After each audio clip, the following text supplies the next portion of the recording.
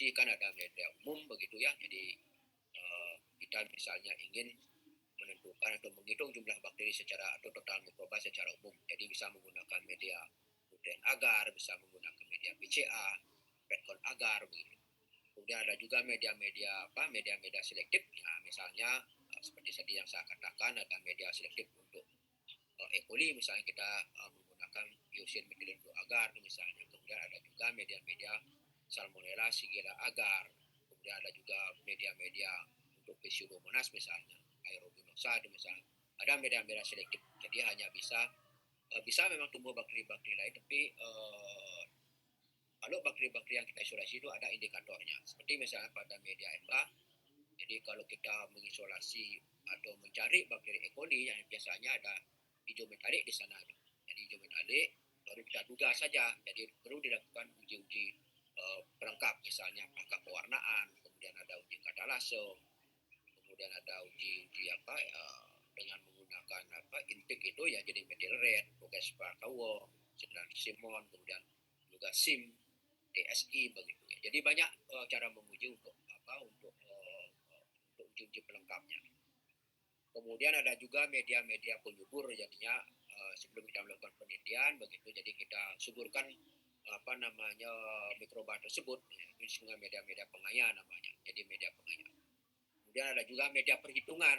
Jadi media perhitungan bisa digunakan media umum dan bisa juga digunakan media-media selektif begitu. Jadi kalau kalian misalnya ingin menghitung E. coli, coba saja menggunakan media alia. Kalau ada ada koloni yang hitam metalik, berarti itu dugaan itu merupakan E. coli.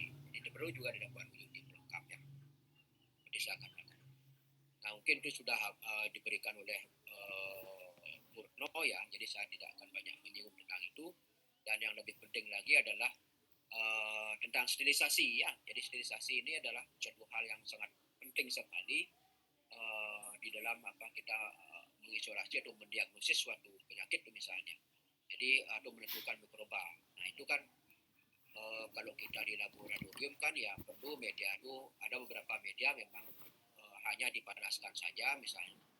Nanti media Salmonella Shigella agar itu cuma dipanaskan ya, dididihkan kemudian digunakan. Tapi ada media-media tertentu yang memang perlu harus disterilisasi dengan menggunakan autoclave itu misalnya ya. Jadi misalnya media PCA, NA itu perlu disterilisasi dengan menggunakan autoclave pada tekanan 15 PSI ya, pada temperatur 121 derajat selama 15 menit biasanya ya. Jadi untuk lebih detailnya kita coba share konten dulu ya tentang terkait dengan sterilisasi.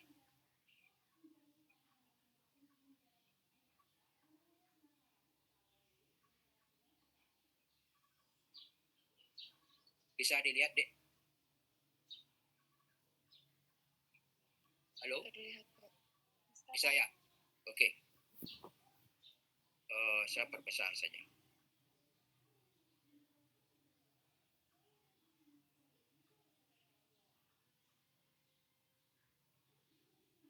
Nah ini adalah salah satu topik, misalnya di awal sudah diberikan tentang sterilisasi ya. Jadi sterilisasi ini merupakan sebuah proses, jadi membebaskan peralatan atau bahan dari mikroorganisme yang tidak dikehendaki. Ya, jadi misalnya kita mensterilisasikan media, kemudian kita mensterilisasikan cawan petri, misalnya kita mensterilisasikan tip itu misalnya untuk mikropipen itu, kemudian tabung reaksi. Nah itu kenapa kita melakukan sterilisasi ini ya tentunya adalah supaya kita memang benar-benar mikroba yang kita analisis itu berasal dari sampel yang kita yang ditentukan begitu ya. Jadi bukan berasal dari mikroba-mikroba yang memang kontaminasi dari media, kontaminasi dari peralatan tersebut. Nah ini merupakan hal yang penting sekali. Jadi bagaimana kalian itu bisa melakukan sterilisasi media, kemudian sterilisasi peralatan. Jadi termasuk juga cawan petri, tabung reaksi, kemudian tip, kemudian mungkin komponen-komponen yang lain barangkali yang perlu disterilisasi. Nah untuk sterilisasi bagaimana kita meniadakan mikroba ini atau membebaskan mikroba dari bahan yang kita akan gunakan ya, jadi dalam kaitan dengan mendiagnosis atau menentukan jumlah mikroba itu misalnya ya tentu ada beberapa cara. Jadi kalau kita secara ini bisa dilakukan secara fisik ya, bisa dilakukan secara kimia dan bisa juga dilakukan secara mekanik begitu ya. Jadi untuk secara fisik ya cahaya matahari juga merupakan salah satu upaya dalam kaitan dengan meniadakan atau meminimalkan barangkali mikroba-mikroba yang tidak kita inginkan. Salah satunya adalah melalui penjemuran misalnya. Jadi misalnya kita menjemur biji padi, kemudian kedelai barangkali ya tujuannya adalah salah satu di samping menurunkan kadar AUI-nya, kemudian bisa juga karena di sinar matahari kan ada ultraviolet yang juga bisa menyebabkan kerusakan pada komponen-komponen sel bakteri itu. Nah, itu.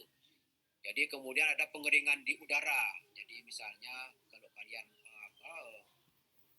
menggunakan ekstrak itu misalnya ekstrak bahan alam begitu ya tentu bisa digunakan dengan pengeringan udara itu misalnya didiamkan begitu setelah dirajang gini ya bahan ekstraknya kemudian didiamkan. Nah itu tujuannya juga untuk mengurangi meminimalkan kandungan mikroba pada sampel tersebut kepada bahan tersebut. Kemudian pemanasan, ya, jadi pemanasan. Nah ini ada pemanasan basah ya, jadi ada pemanasan basah atau panas kering, kemudian suhu. Kalau pengeringan udara juga kalau di oven juga bisa ya, jadi di oven hanya bedanya kalau dengan menggunakan autoclave begitu. Jadi kalau media kita keringkan dengan menggunakan oven ya jadi bisa jadi keripik dia jadi bisa kering dia jadi kerupuk dia. Kemudian itu harus hati-hati. Kemudian tidak semua juga bahan-bahan yang kita gunakan yang berbahan dari plastik juga tidak bisa kita gunakan sterilisasi dengan menggunakan oven. Jadi kalau bisa menggunakan oven yang tentunya menggunakan temperatur 170 sampai 200 lah, nggak seperti itu dengan lama sterilisasi misalnya 1,5 jam sampai 2 jam begitu ya tentu bahan-bahan dari plastik itu akan rusak dia. Kalau dari kaca barangkali masih bisa disterilisasi dengan menggunakan oven itu. Kemudian ada pemanasan basah ya, jadi pemanasan basah kering, kemudian suhu. Nah kalau misalnya menggunakan autoclave biasanya. Dan waktu nah ini tergantung juga gini, kemampuan untuk sekolah atau jenis-jenis bahan yang kita gunakan dalam kaitan dengan menggunakan pemanasan ini. Jadi secara fisik bisa dengan cahaya matahari, jadi pengeringan di udara, termasuk dengan pemanasan. Jadi pemanasan dengan menggunakan api, dengan menggunakan api bunsen dan sebagainya, itu juga termasuk pemanasan juga ya. Kemudian ini beberapa contoh saja, jadi ada pemanasan langsung ya, jadi pemanasan langsung misalnya oso ya, jadi oso misalnya jari-jari kalian udah tahu jarum oso ya. Jadi kalau jarum oso itu bagian ujung itu ada melingkar begitu. Kemudian biasanya digunakan dalam kaitan dengan memindahkan bakteri, kemudian juga menyetrik. Jadi dalam kaitan dengan bekerja secara aseptik tentu ozonnya harus dibakar dulu. Ya, jadi dibakar dulu di atas api bunsen begitu. Kemudian didiamkan sesaat begitu, tapi jangan langsung diambil ke isolatnya. Tapi kalau langsung diambil isolatnya bisa mati dia isolatnya itu. Jadi koloni bakteri. Jadi atau boleh juga di ujung daripada ozon ini ditempelkan pada bagian pinggir daripada media itu. Jadi kalau misalnya ada cawan Petri begitu yang sudah berisi media nuklear agar, kemudian kalau kita ingin misalnya memindahkan suatu mikroba, ya itu tentu bisa kita ginikan di bagian pinggirnya dari cawan Petri yang sudah berisi media itu. Atau bisa didiamkan sesaat setelah pemanasan begitu. Kemudian baru kita ambil koloni bakteri, kemudian kita strik ya di permukaan media, baik itu pada media miring ataupun pada media nuklear agar pada cawan Petri. Itu. Kemudian ada juga ini menggunakan atau melayangkan di atas nyala api ya. Jadi biasanya kita menggunakan api bunsen begitu. Jadi kalau kita bekerja untuk memindahkan atau menanam isolat, jadi menanam sampel misalnya ya tentu cawan Petrinya harus kita kibaskan dulu di atas nyala api ini. Nah biasanya di liner airflow itu biasanya kalau yang sekarang atau modern sudah menggunakan gas biasanya dia. Tinggal kita on-kan gininya, skrupnya, kemudian kita bisa menggunakan punsen itu. Tapi kalau yang konvensional masih menggunakan spiritus begitu, kemudian kita kibaskan komponen-komponen yang nanti kita gunakan dalam kaitannya dengan memindahkan suatu mikroba. Ya, jadi ini biasanya menggunakan api punsen, ya, jadi api punsen.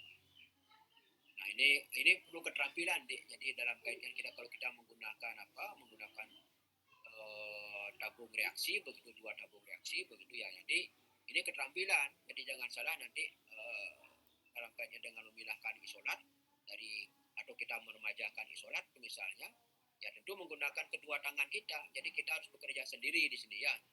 Jadi kalau praktikum masih masih dibantu oleh teman, tapi kalau dalam kaitan dengan penelitian ini bekerja sendiri. Jadi tabung reaksinya yang kita yang sudah berisi isolat begitu kita pindahkan ke tabung reaksi yang lain untuk peremajaan itu misalnya, ya tentu harus kita kedua tangannya kita berfungsi dulu. Jadi ini keterampilan. Jadi keterampilan saya kira di mana kita mengambil tutupnya begitu ya. Jadi bagaimana mengambil tutupnya, kemudian membawa osonya. Jadi tidak boleh tutupnya kapas itu diambil begitu kemudian diletakkan di atas meja. Nah, oleh meja laminar airflow itu ya tentu juga akan membuat kontaminasi akan besar sekali. Sehingga ini perlu keterampilan bagaimana dua tangan ini sekaligus bisa bekerja dengan baik. Misalnya mengambil kapasnya, kemudian osonya juga harus dibakar, kemudian mengambil isolatnya, kemudian di-strip di media baru itu. Jadi ini keterampilan saya kira. Ya paling tidak seminggu atau 2 minggu belajar di mikro begitu baru bisa terampil dia nanti. Ya. Kemudian pembakaran. Jadi ini biasanya pembakaran menghancurkan bahan yang tidak dikehendaki. Misalnya kalau ada bahan-bahan dari perban atau bekas-bekas pasien yang terinfeksi kuman itu misalnya biasanya dilakukan pembakaran. Jadi memusnahkan semuanya itu. Kemudian sterilisasi dengan udara panas. Nah ini saya bilang dengan udara panas, jadi dengan menggunakan oven, ya ini 160 selama 1 jam atau lebih 170 barangkali selama 1,5 jam barangkali. Nah ini tentu perlu diperhatikan juga dengan menggunakan oven. Jadi oven itu ya jangan terlalu volumenya jangan terlalu banyak karena ini kan ada sirkulasi udara yang di oven itu. Tapi kalau misalnya bahannya terlalu banyak di sana yang menyebabkan juga ada sirkulasi udaranya terhambat di sana begitu. Sehingga perlu dipastikan juga jangan terlalu padat bahan-bahan yang kita akan sterilisasi dengan menggunakan oven. Ya, jadi dengan menggunakan oven itu jangan terlalu padat karena itu akan mengganggu sirkulasi udara panas di dalam oven itu. Ya, jadi biasanya itu perbedaannya ya dengan menggunakan autoclave ya. Kalau dengan menggunakan autoclave ya lebih ditambah dengan tekan. Sedangkan kalau di sini tidak ada tekanannya. Kalau sedangkan menggunakan oven ya temperaturnya lebih tinggi dia. Jadi 160 kemudian lama sterilisasi juga agak lama ya. Jadi sampai 2 jam lah sampai menunggu lagi turunnya panas itu. Gitu. Nah, itu membedakan antara sterilisasi di udara panas dengan menggunakan autoclave, dengan menggunakan tekanan. Kemudian nah ini saya bilang. Jadi saya bilang ini sebagai contoh saja, ya sebagai contohnya ini menggunakan oso begitu harus dibakar. Ya dibakar, tapi kalau langsung diambil isolatnya, nah ini bisa mati dia isolatnya. Jadi cukup hati-hati juga menggunakan oso ini. Jadi dibakar. Ini kalau ini yang ada gambar ini kan menggunakan gas dia ininya punsennya ini. Tapi kalau kita di lab ya dengan menggunakan spiritus biasanya. Nah ini harus dibakar, kemudian didiamkan sesaat, baru kita ambil isolatnya. Jadi ini untuk nyetrik begitu ya. Jadi untuk nyetrik ini juga harus berhati-hati nyetriknya dia. Jadi nyetrik di cawan Petri itu juga harus hati-hati. Karena apa? Karena kalau kita nyetrik pada sudut yang agak besar begitu ya, tentu bisa menyebabkan robeknya ini media ini. Nah, jadi ini juga memerlukan keterampilan. Jadi keterampilan bagaimana menyetrik supaya media agar ini tidak robek begitu. Jadi pakai rasa di sini ya, jadi pakai rasa. Kemudian dalam kaitannya nyetrik ini biasanya di cawan Petri ini dilengkapi kalau yang pirek biasanya di bagian pinggirnya ada tulisan kecil di sini. Jadi tulisan kecil itu ada maksudnya, Dik, ya. Jadi ada maksudnya bagaimana mengawali strike kalau misalnya kita menggunakan strike kuadran begitu ya. Jadi harus dimulai dari titik itu. Tapi kalau misalnya di cawan Petri itu tidak ada tidak ada tanda begitu, adik bisa menggunakan spidol untuk sebagai tanda awal dalam keadaan strike itu. Jadi karena di sini kan tidak kelihatan dia seperti bening begitu. Tapi kalau misalnya sudah diinkubasi begitu cawan Petrinya, dan baru kelihatan dia nanti. Jangan sampai dia nyetrik di sini kemudian strike keduanya itu di luar dari ini sehingga hanya strike pertama aja yang muncul gitu pada saat kita pada saat kita mati setelah inkubasi itu. Nah, itu ada tandanya. Jadi ada tandanya di cawan Petri yang kecil ini.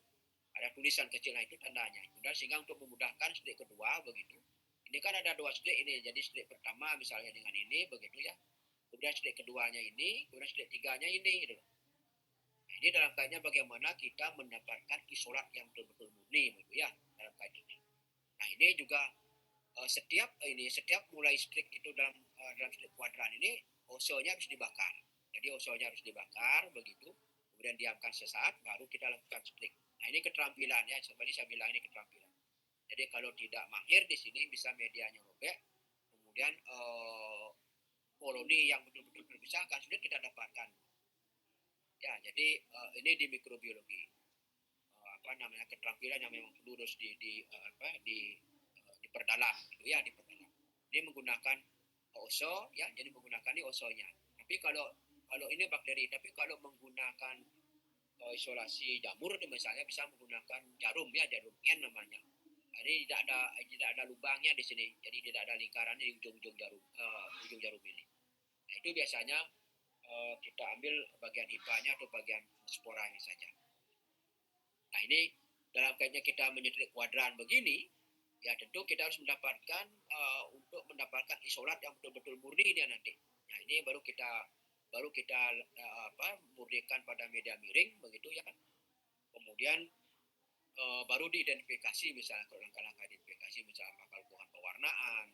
Biasanya saya buat duplo di sini. Jadi satu kita simpan begitu supaya terhindar dari kontaminasi. Kemudian satu lagi kita gunakan untuk apakah untuk riset, apakah untuk percobaan itu misalnya. Jadi kita bisa buat duplo ini dalam kaitan dengan memurnikan bakteri ya, memurnikan bakteri. Nah, ini pemanasan basah ya. Jadi pemanasan basah ini suhu di bawah 100 derajat Celcius ya. Kemudian ini ada beberapa, ada pasteurisasi, ada finalisasi juga ya. Jadi kalau pasteurisasi ya 63 derajat Celcius selama 30 menit. Nah, ini biasanya untuk pasteurisasi dilakukan berulang-ulang. Ada yang ada yang bisa menjawab kenapa dilakukan berulang-ulang. Misalnya pasteurisasi biasanya dilakukan 3 kali ya, jadi 63 selama 30 menit, kemudian didiamkan, kemudian dilakukan pemanasan lagi. Biasanya untuk susu biasanya kalau kita lakukan pemanasan dengan di atas 100 misalnya ya bisa komponen-komponen protein daripada susu itu akan rusak dia itu.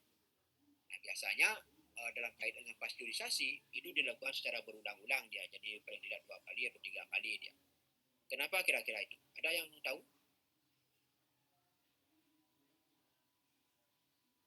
Ada yang tahu? Kenapa dilakukan pemanasan secara berulang-ulang? Oke. Siapa? Coba sebutkan namanya. Hah? Nama saya Aisyah, NIM 31. Iya, Aisyah, NIM 31 ya. Maaf jika salah menjawab, Pak. Ya, tidak masalah. Jadi, pasteurisasi itu dilakukan sebanyak 3 kali karena tidak tahan pada suhu tinggi. Kalau dilakukan hanya sekali itu akan mengalami denaturasi, Pak.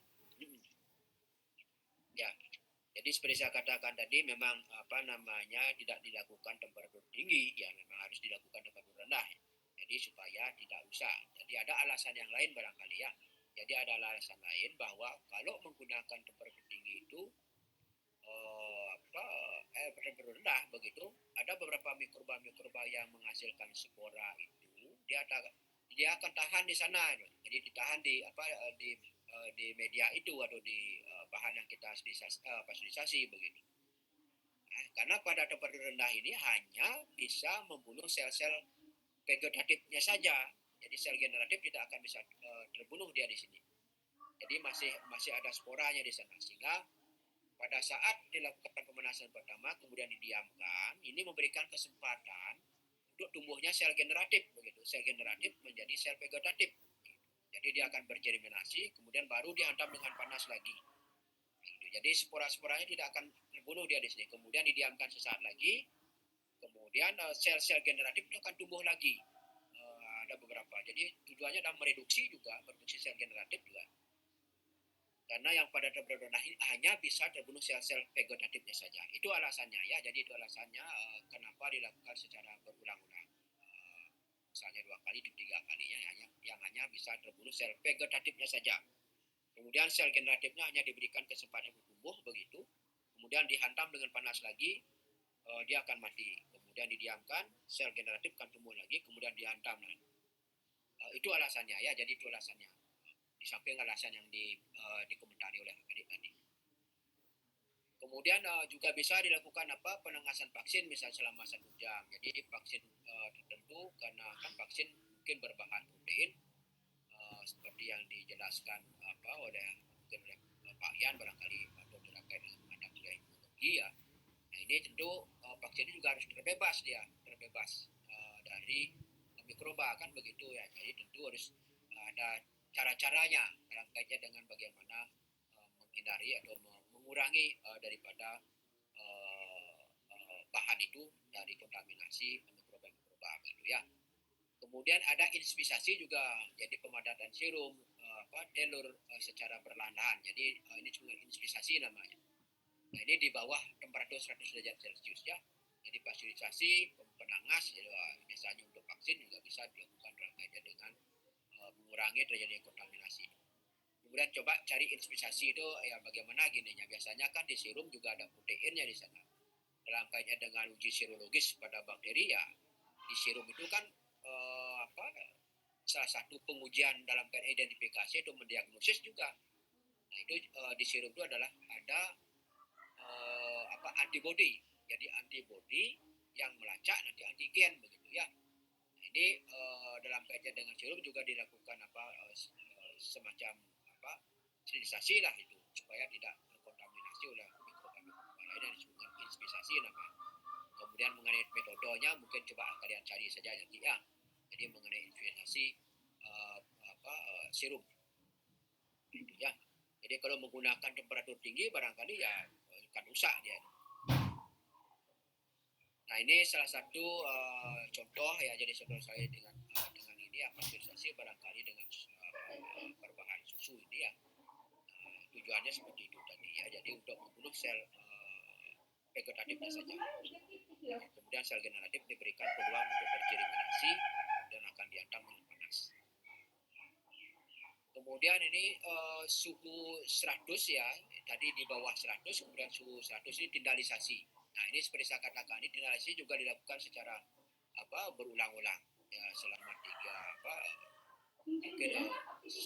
selama 30 menit setiap hari selama 3 hari. Jadi berurut dari semua tindalisasi. Sama seperti itu ya. Jadi karena ada pada temperatur 100 ini juga ada spora-spora yang masih bisa tahan ya. Sehingga memberikan peluang untuk merusak daripada bahan yang akan digunakan ya.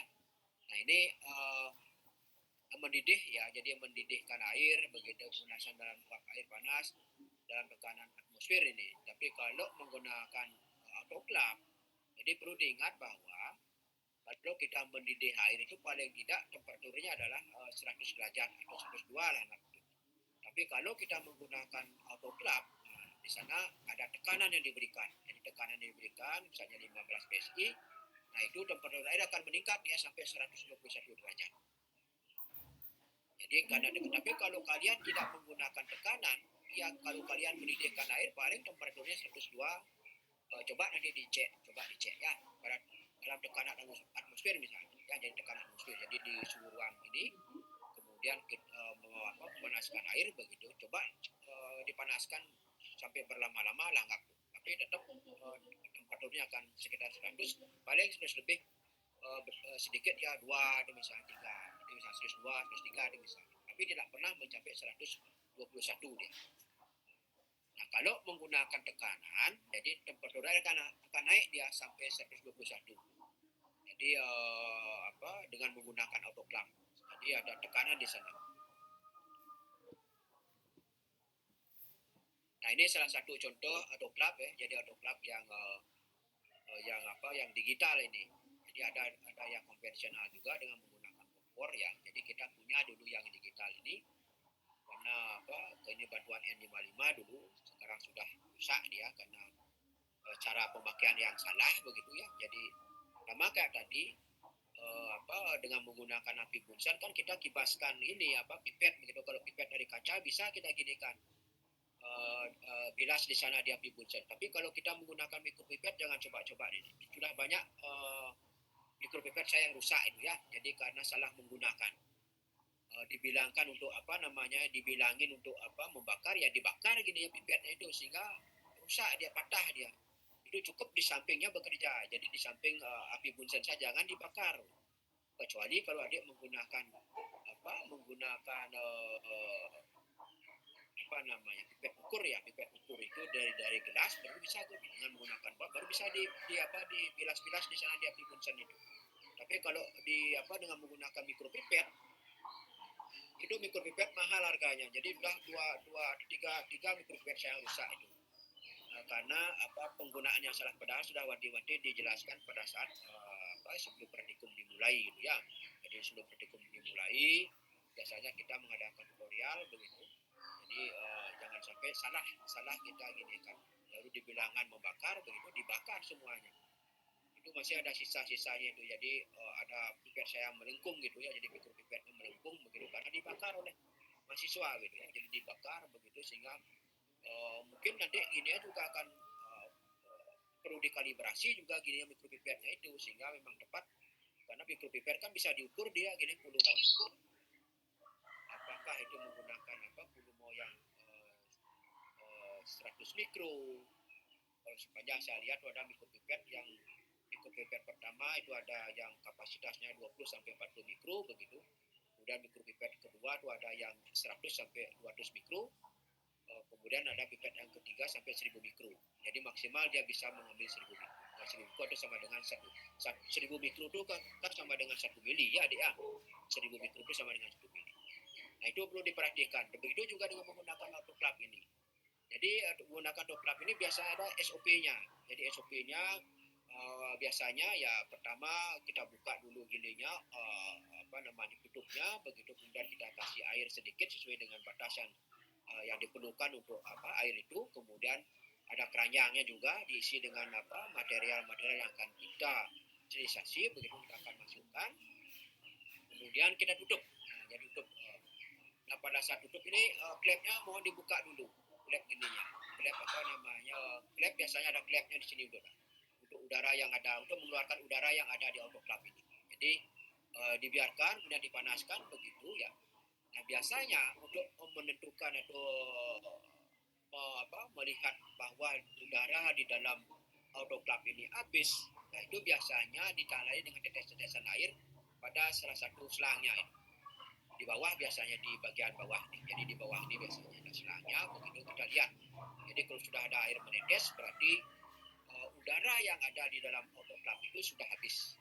Tetapi kalau misalnya udara di dalam autoclave itu masih ada, jangan harap nanti autoclave tekanan sampai mencapai 15 PSI atau 121 derajat Celcius.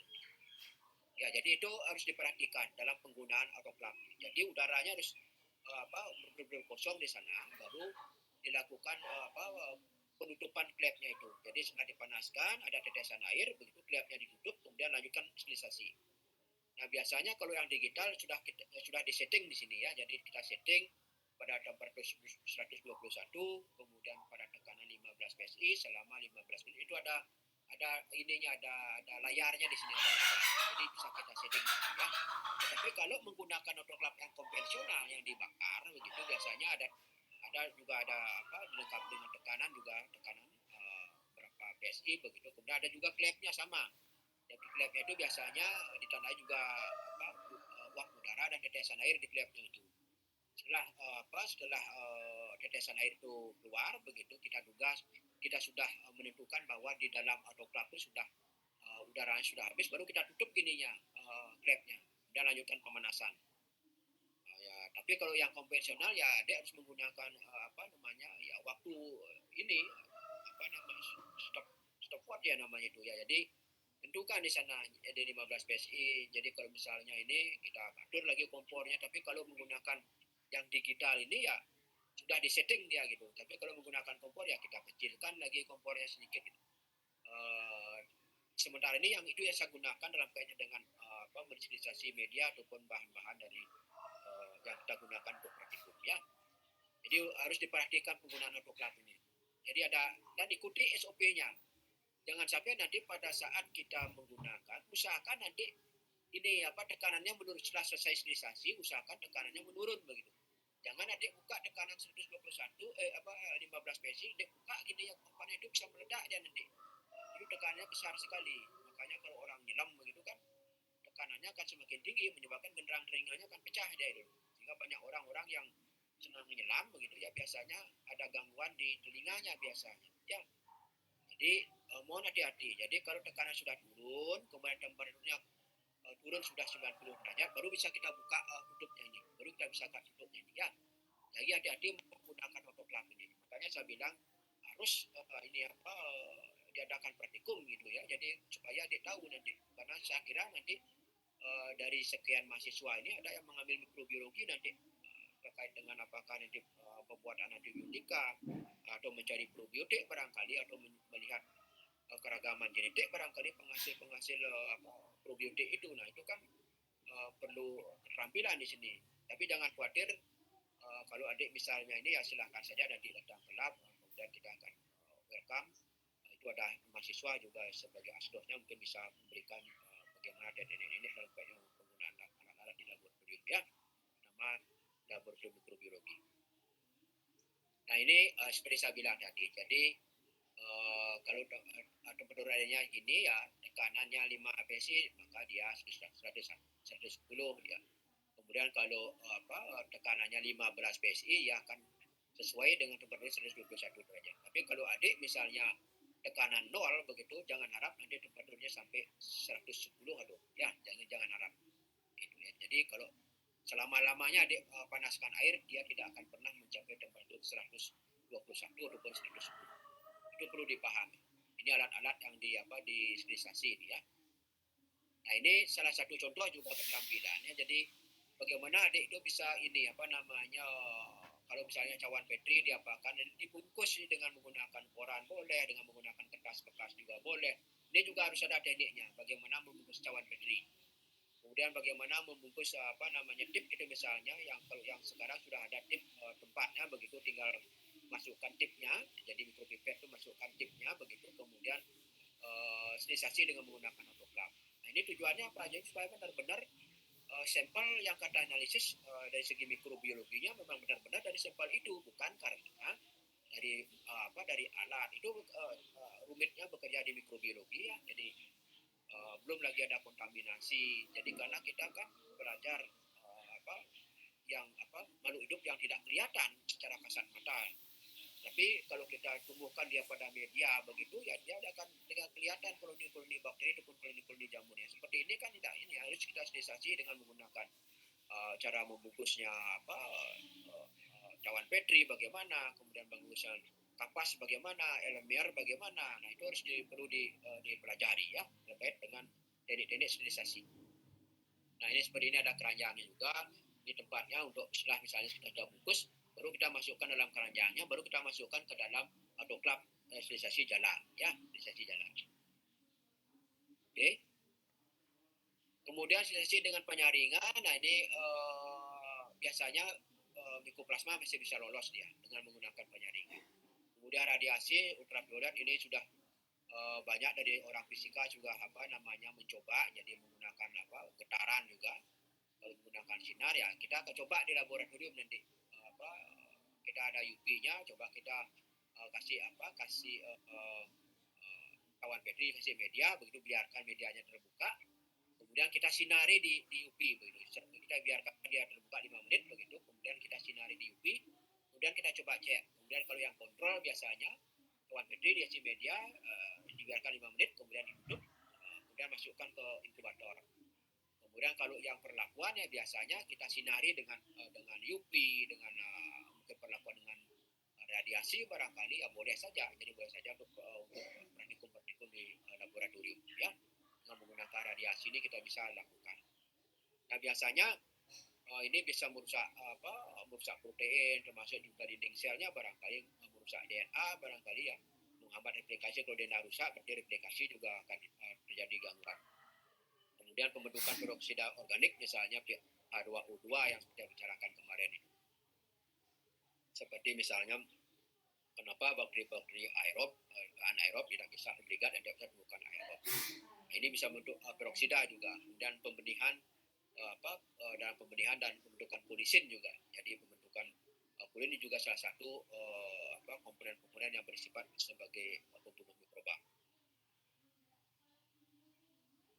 Ini hati-hati menggunakan ultraviolet sinar UV ini ya, karena pada laminar airflow usahakan hidupkan sebelum kita bekerja biasanya bahan-bahan kita masukkan kepada laminar airflow. Jadi laminar airflow itu adalah suatu ruang khusus yang kita gunakan dalam kaitannya dengan mengisolasi bakteri, menanam sampel dan sebagainya. Jadi sebelum kita lakukan ini sterilisasi di ruang itu ya tentu kita menjauh dulu, jangan sampai nanti kalian berada di sana juga bisa terpaparkan oleh ultraviolet ini, yang tentu juga bisa sebagai salah satu penyebab karsinogenik yang menyebabkan kanker barangkali. Nah ini sudah pernah dilakukan oleh alumnus kita yang ada di bekerja di mana tuh ya, di Banbiu ya. Jadi bosnya orang Belanda begitu. Ya di khusus dia gini menangani laboratorium mikrobiologinya, tapi mereka bukan gini ya, jadi bukan expertnya di bidang mikrobiologi. Nah disuruh oleh orang Belanda itu ya bekerja dengan UV yang hidup begitu. Jadi besoknya ya besok paginya tangannya sudah melepuh dia. Karena dia disuruh bekerja supaya tidak terjadi kontaminasi UV yang hidup, kemudian dia bekerja di sana begitu. Jadi otomatis kulitnya terpapar oleh ini UV, nah itu juga akan terbakar. Jadi usahakan nanti komponen-komponen yang akan bekerja secara aseptik itu kita masukkan ke dalam laminar begitu, kemudian kita hidupkan UV-nya biasanya 1 jam sampai 2 jam. Kita tinggalkan, jadi kita tutup rapat begitu. Nah, pun setelah kita akan mulai bekerja setelah 2 jam kita matikan UV-nya, pastikan matikan UV-nya, kemudian hidupkan blowernya barangkali. Tapi kalau bekerja dengan jamur ya jangan hidupkan blowernya terlalu kencang begitu, karena kalau blower hidup sporanya akan berterbangan sehingga itu akan mengganggu sekali dalam kaitan dengan kalau kita ingin mendapatkan jamur koloni jamur yang betul-betul satu koloni ada dalam satu cawan Petri itu ya. Jadi itu perlu diperhatikan juga itu. Jadi pengalaman yang lebih penting. Secara teoritis memang banyak adik bisa baca, bisa adik lihat, tapi pengalaman kaitan di laboratorium itu yang lebih penting ya, untuk untuk adik bisa bekerja secara maksimal. Karena kalau di mikro itu sedikit kontaminasi gagal penelitiannya atau gagal diagnosisnya itu. Jadi perlu dilakukan ulang-ulang, perlu dilakukan teknik, apalagi dalam kaitan mengisolasi ya, sampai tahan napas juga ya. Jadi tahan napas jangan sampai karena di udara di pernapasan kita kan penuh dengan mikroba begitu. Jadi pada saat kita isolasi ya kita tahan napas pada saat isolasi. Tapi kalau kita bernapas ya mungkin peluangnya udara yang membawa mikroba bisa masuk ke dalam cawan Petri, menyebabkan pengamatnya juga akan kontaminasi dia nanti. Ya, jadi perlu diperhatikan itu ketersediaan. Kemudian getaran ultrasonik ini sudah banyak dilakukan oleh orang fisika yang bekerjasama dengan kita juga. Dia menciptakan sebuah alat bagaimana alat itu bisa sebagai kontrol terhadap mikroba itu ya. Jadi getaran ultrasonik namanya. Nah ini penyaringan contohnya ya. Jadi kalau kita menyaring sesuatu kita menggunakan membran filter. Jadi membran filter ya ini kita tuangkan, kemudian ini biasanya ditambahkan tekanan biasanya. Jadi tambahkan tekanan untuk menarik daripada ini. Kalau membran filter itu kan kecil sekali porositasnya, jadi perlu dikasih tekanan penarik di sini sehingga bahan yang kita sterilisasi itu ininya betul-betul bisa menetes di bawahnya ini. Jadi saya diberi keterangan, saya juga pernah bekerja dengan gini ya. dulu dengan penelitian terkait dengan bagaimana efektivitas membran dalam kaitan dengan memurnikan air itu misalnya. Jadi dengan menggunakan membran. Ini dulu nih pada waktu masih ada kerjasama dengan IUP ya. Mungkin alatnya masih ada di fisika karena ada terkait dengan kerjasama fisika ini. Kemudian cara kimia nah ini mengumpulkan bisa merusak protoplas kuman, itu misalnya menggumpalkan protoplasmanya, kemudian merusak selaput plasmanya, kemudian bisa juga mengoksidasi pembakaran protoplasmanya. Nah ini bahan-bahan kimia yang bisa yang mengganggu protein barangkali itu sitoplasma membran, jadi membran selnya ya, jadi membran. Mungkin adik tahu kemarin sudah dijelaskan tentang struktur mikroba ya, tentang struktur bakteri barangkali ya terkait dengan protoplasma. Kemudian kalau sitoplasma ya, jadi kalau sitoplasma jadi itu membran selnya ya. Jadi kalau misalnya protoplasma itu disebut dengan artinya sel yang kehilangan dinding selnya itu disebut protoplasma ya. Nah, itu ya. Jadi ada juga spiroplasma. Ya, ada istilah-istilahnya, ada protoplasma, ada sitoplasma, ada spiroplasma. Dan kalau sitoplasma itu dah membran selnya. Jadi membran sel bakteri ataupun membran sel jamur itu misalnya. Kemudian kalau protoplasma itu sama sebenarnya, tapi dia awalnya memiliki dinding sel ini. Jadi tidak memiliki dinding sel ya. Jadi salah satu kuman yang mungkin kehilangan dinding selnya atau dinding selnya tidak ada, begitu disebut protoplasma ya.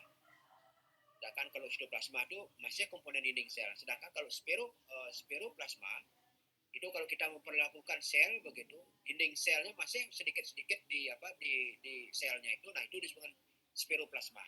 Jadi spiroplasma ya. Jadi pahami itu tentang tutup sel bakteri.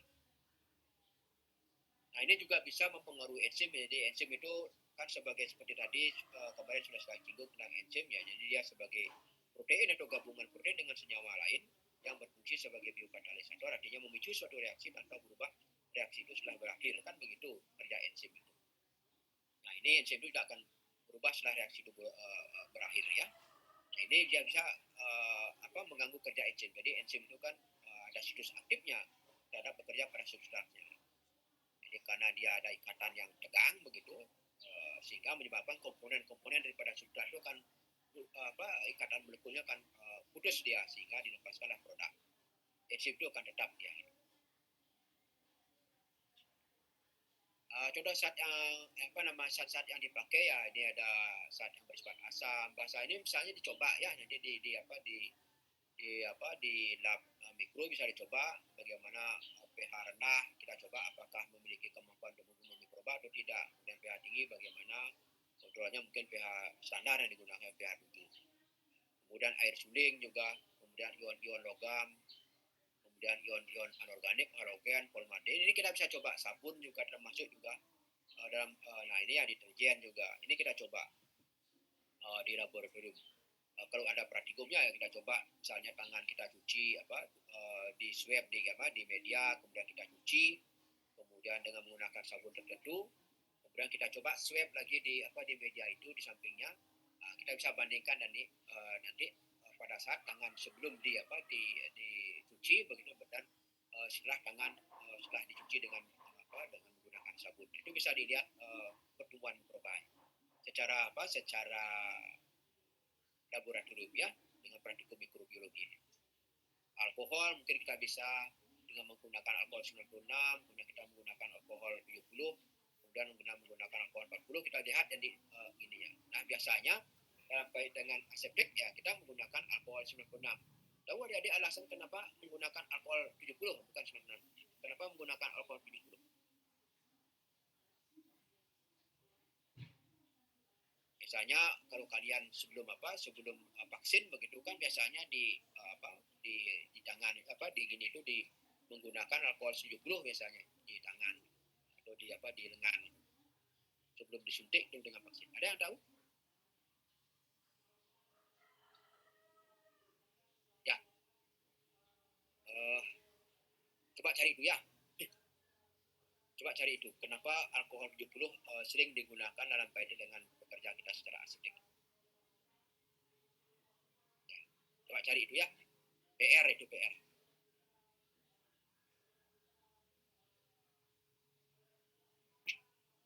Kemudian ini contoh praktikum dengan menggunakan UV seperti saya tadi jelaskan ya cawan petri itu medium agar tegak, kemudian lampu UV, lampu Bunsen ini. Nah, ini adik sudah diberikan ya, sudah diberikan buku praktikum ya? Penuturan praktikum? Halo? Pak. Sudah, Pak. Ya, itu tinggal di ini. Pastinya ini apa namanya ya diusahakan praktikumnya, tapi kalau ini sudah keputusan dari pimpinan ya kita tidak bisa ini. Tapi kalau adik ingin belajar terkait dengan mikrobiologi, silahkan saja datang di lab kita. Kita punya asisten dari mahasiswa. Nah, kemudian nanti sekarang juga ada nanti bantuan dari teknisi ya PLP. Itu betul mudah-mudahan nanti beliau standby nanti di sana di lab mikro itu untuk membantu terkait dengan anak. Karena ada banyak juga ya misalnya tentang bahan alam, adik-adik yang penelitian di kimia, di farmasi betul mencari bahan alam begitu. Kemudian mengujinya terhadap bakteri-bakteri patogen misalnya ya tentu kan harus tahu teknik caranya. Saya kira nanti ada yang penelitian tentang bahan alam ini. Bahan alam dapat mata kuliah bahan alam ya? Dapat ya? Nah, itu juga ini. Termasuk juga dapat ya? Tentang bahan alam tentang dari tanaman-tanaman mana yang memiliki kemampuan sebagai kemampuan untuk membunuh bakteri atau patogen. Kemudian kalau yang antioksidan sih tidak masalah. Tapi ada juga nanti mungkin dari kalian nanti apalagi yang terkait dengan probiotik barangkali ya nanti itu juga terlibat dengan bidang mikrobiologi. Ya, jadi silakan nanti adik coba untuk melatih keterampilan tangan dari ini ada juga mahasiswa S2 ya, jadi dia tamat Unibra, kemudian ngambil S2 di biologi. Kemudian dia mengeksplorasi, mencari mikroba-mikroba yang memiliki kemampuan untuk menghasilkan antibiotika. Jadi dia mengeksplorasinya di rumput laut.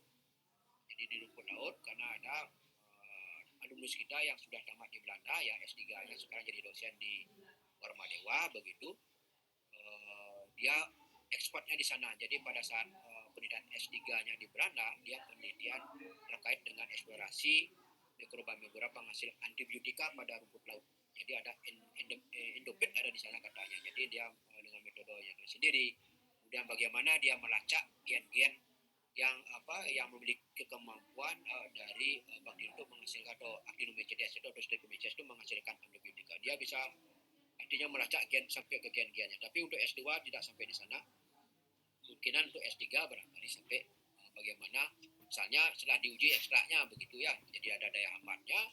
Kemudian apakah ini kemudian dideteksi dari gininya di selnya ada enggak gen-gen yang yang nanti sebagai pembawa sifat itu kemampuan dia menghasilkan antibiotika itu bisa dilacak dengan ada gen-gen khusus itu ya, dengan menggunakan primer khusus dalam kaitnya dia melacak gen yang nanti membawa atau yang bisa mengekspresikan antibiotika itu.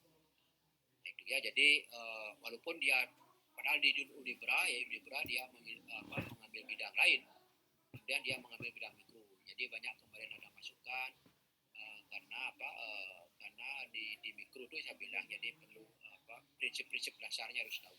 Jadi prinsip-prinsip dasarnya kalau bekerja di bidang mikrobiologi ya itu yang perlu tapi tidak masalah walaupun dia awal S1-nya mengambil topik lain, kemudian S2-nya dengan mikrobiologi, saya kira perlu belajar di sana. Jadi saya yakin pasti bisa kalau asalkan mau belajar. Buktinya dari alumnus kita yang biologi kalau memang dia tekun begitu, jadi dia memang ini saya yakin dia jadi orang sukses dia nanti. Seperti misalnya si Agung Ningrat ini ya, dia dulu kan S1-nya di kita di biologi, kemudian S2-nya dia coba cari beasiswa begitu sampai dia kuliah di Belanda. Itu tamat SMA 4 ya dulu, kemudian melanjut ke S3-nya di sana. Sekarang sudah tamat, kemudian menjadi dosen di kedokteran Warmadewa. Jadi itu tergantung daripada kalian. Jadi kalau di farmasi ya sama saja. Jadi kalau misalnya kalian farmasi, kalian tekun, saya yakin juga sukses di sini ya. Apalagi bidang farmasi sangat dibutuhkan saat sekarang. Oke? Nah ini praktikum contoh-contoh berikut adik sudah gini kan, saya tidak akan komentari banyak di sini. Oke? Saya kira itu dek, kalau ini sudah 1 jam ya, 1 jam saya mau ke Pasang karena besok ada akreditasi S3 biologi. Jadi sekarang gladi bersih. Kebetulan saya juga jadi sekretarisnya soalnya, jadi saya mohon maaf sekali cuma bisa mengisi 1 jam saja ya. Jadi untuk mungkin kalau saya dikasih jatah 2 kali ya barangkali nanti saya akan jelaskan terkait dengan pewarnaan barangkali kenapa bakteria ini perlu konsep-konsep pewarnaan juga ya. Jadi pewarnaan mungkin saya akan diskusikan dulu dengan Prof. Retno apakah 2 materi saya berikan atau 1 materi. Nanti kalau misalnya 2 materi, saya minta waktu lagi 1 kali 1 jam ya kira-kira untuk membahas tentang pewarnaan. Saya kira itu deh. Kalau ada yang ingin ditanyakan terkait dengan praktikum ini, sebenarnya ada YouTube-nya ya. Jadi YouTube-nya sudah ada di sini. Silahkan dicari nanti ya. Jadi cari di YouTube begitu tentang sterilisasi. Saya sebenarnya sudah ada filenya, cuma karena waktunya terbatas begitu saya tidak memutarkan YouTube tentang sterilisasi. Ya, saya kira itu. Kalau ada yang ditanyakan, saya kasih waktu 5 menit. Kalau ada yang ingin bertanya, silakan. Izin bertanya, Pak. Ya, silakan. Nomor berapa? Bisa catat dulu. Saya absen 4 Wahyuni. Jadi tadi itu kan Bapak sempat menjelaskan tentang pasteurisasi dan temannya juga sudah menjawab kenapa dilakukan pasteurisasi secara berulang-ulang sebanyak 3 kali. Nah, pertanyaan saya Nike, apakah pasteurisasi Nike boleh dilakukan pengulangannya lebih dari 3 kali atau misalnya 4 kali, 5 kali atau tergantung atau harus 3 kali, Pak? Mohon penjelasannya. Terima kasih, Pak. Ini pertanyaan yang sangat bagus ya. Jadi apakah nanti untuk pasteurisasi bisa dilakukan berapa kali banyak itu ya. Jadi tentu memang sih bisa sebenarnya, cuma jadi waktu yang diperlukan juga cukup lama. Seperti finalisasi itu misalnya 1 hari kan lama sekali ini. Kemungkinan juga beberapa komponen-komponen yang sering terlalu dipanaskan juga akan mengalami kerusakan dia. Tapi standar yang pernah saya lihat itu adalah 3 kali saja sudah cukup. Mungkin kelebihan itu ya bisa menyebabkan kerusakan juga pada komponen-komponen yang terkandung pada bahan yang kita sterilisasi karena sering dipanaskan. Otomatis kan sama kalau misalnya dipanaskan ini seperti misalnya unsur dipanaskan lama-lama kan mungkin saja misalnya berapa kali digunakan, termasuk juga pemanasan kaca itu misalnya ya dipanaskan lama-lama bisa rusak dia itu loh. Jadi bisa pecah dia ininya karena sering dipanaskan gitu. Sama juga dengan sudut kimia juga bisa menyebabkan kerusakan dari material-material yang kita disterilisasi dipasteurisasi begitu. Mungkin karena mungkin pada penelitian 3 kali mungkin masih ada komponen vitaminnya barangkali masih tersangkut di sana, tidak rusak barangkali. Kalau misalnya lebih bisa saja komponen-komponen vitaminnya bisa hilang dia itu. Sehingga pada umumnya yang saya baca begitu pada tidak pemanasannya dilakukan 3 kali itu. Bisa saja mengalami kerusakan deh. Nah, tapi sarannya ya 3 kali sudah cukup gitu ya. Cukup. Artinya juga lakukan penelitian. Kalau misalnya pasien 3 kali masih ada itu pun kan dilihat juga mikrobanya. Tapi kalau 3 kali sudah mereduksi daripada sporanya, untuk apa kita melakukan sampai 5 kali 6 kali begitu. Ya, jadi untuk apa kita melakukan 5 kali 6 kali kalau misalnya sporanya sudah habis begitu ya. Jadi pemanasan 3 kali mungkin dicek juga kalau misalnya masih ada spora begitu ya, perlu dipanaskan lagi sekali barangkali ya. Sehingga betul-betul memang sporanya itu sudah bergerminasi, kemudian kemudian kita hantam dengan panas lagi untuk menghidupkan. Saya kira itu deh.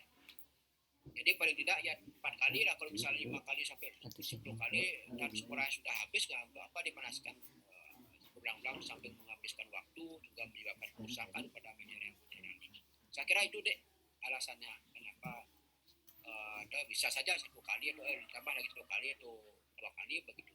Tapi juga dilihat ininya, melakukan riset apakah ada sporanya atau tidak. Kalau misalnya tidak suaranya sudah habis ya untuk apa kita lakukan pemanasan. Itu deh ininya komentarnya. Baik Pak, terima kasih sudah sangat jelas penjelasannya Pak. Oke, ini nomor 4 ya. Saya catat aja nanti ini sebagai apa namanya, sebagai ini. Jadi saya harapkan nanti karena banyak keluhan-keluhan dari dosen, jadi setelah live begitu apa namanya gininya masih tetap terpampang begitu, berarti kan ditinggalkan gininya ya. Jadi memang banyak saudara kali kemudian ditunjuk-tunjuk begitu, kadang-kadang alasannya mikrofon rusak begitu ya. Tapi bisa saja ya tidak betul. Tapi tergantung adik-adik nanti ya. Jadi saya coba mengantarkan, kemudian tergantung adik-adik. Jadi kalau adik-adik serius ya tentu banyak manfaat yang adik dapatkan ini. Jadi saya pernah itu jadi pengalaman mahasiswa yang S1 begitu sekarang sudah menjadi sudah S2, kemudian dia menjadi quality control di Jakarta, itu namanya Depi. Kemudian kita undang sebagai kuliah tamu, jadi kuliah tamu. Dan saya ingat sekali apa yang dikatakan. Jadi sekecil apapun yang diberikan oleh dosen, itu akan bermanfaat nanti setelah masuk ke dunia kerja dan sebagainya. Saya ingat kata-kata dari Depi ini yang sekarang menjadi berbidangnya quality control ya, termasuk dia meriksa makanan di KFC, kemudian di McD dan sebagainya, itu dia sampai ke sana. Kemarin waktu dia kunjungan ke Bali, kita minta dia untuk menjadi kuliah tamu terkait dia sebagai sebagai quality control pada makanan. Ya, saya kira itu deh. Oke, kalau tidak ada pertemuan hari ini saya akhiri ya. Mudah-mudahan semua tetap sehat. Kemudian nunggu informasi dari Bu Retno, apakah nanti saya berikan 2 kali atau 3 kali begitu, nanti saya ada materinya juga ya. Kemudian yang jelas nanti ujiannya, kalau memang ada ujian nanti saya berikan lewat Google Form juga sama ya. Jadi Google sama kayak di teorinya, nanti saya berikan Google Form, kemudian kita batasi waktu nanti untuk submitnya ya. Oke, selamat pagi adik-adik, saya izin live, saya mau ke pasca ini. Oke.